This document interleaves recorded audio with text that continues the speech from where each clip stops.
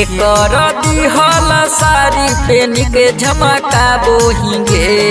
के कर दिहल साड़ी पेन के झमकाबो हिंगे के कर दिहल पायल पेन के छनकाबो हिंगे के कर दिहल पायल पेन के छनकाबो हिंगे तरा के दिहल साड़ी पेन के झमकावहियै भतरा के दिहल साड़ी पेन के झमकावहियै यरवा के दिहल पायल पेन के छनकावहियै यरवा के दिहल पायल पेन के छनकावहियै यरवा के माँ प्रतिमा रिकॉर्डिंग स्टूडियो शेखपुरा।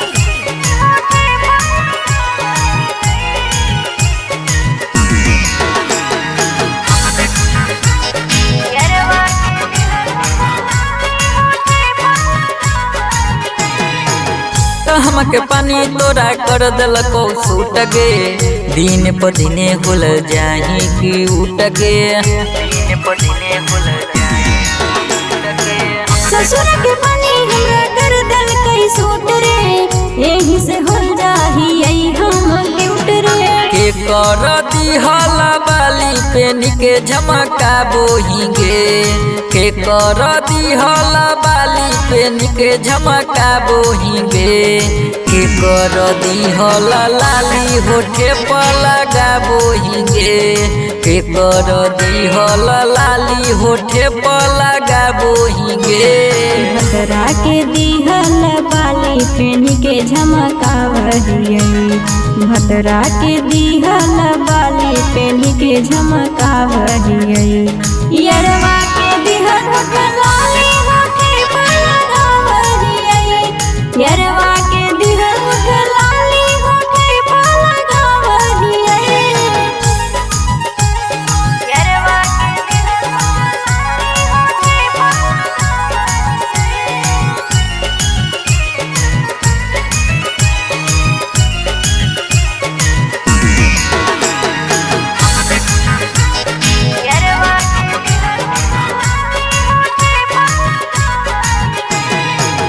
के कर दिहल लगाबो ही गजरा दिन में छौरी गिराबो ही बदरा दिन में छौरी गिराबो बदरा यरवा के दिहल लगाबो ही गजरा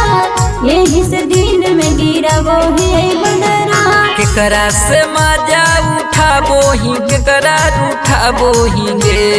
केकरा से मजा उठाबो ही केकरा उठाबो ही गे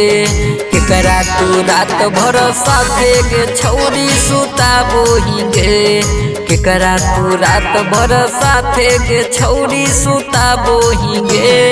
यरवा के साथे सुतवहियै भतरा के उठावहियै रे यरवा के साथे सुतवहियै भतरा के उठावहियै रे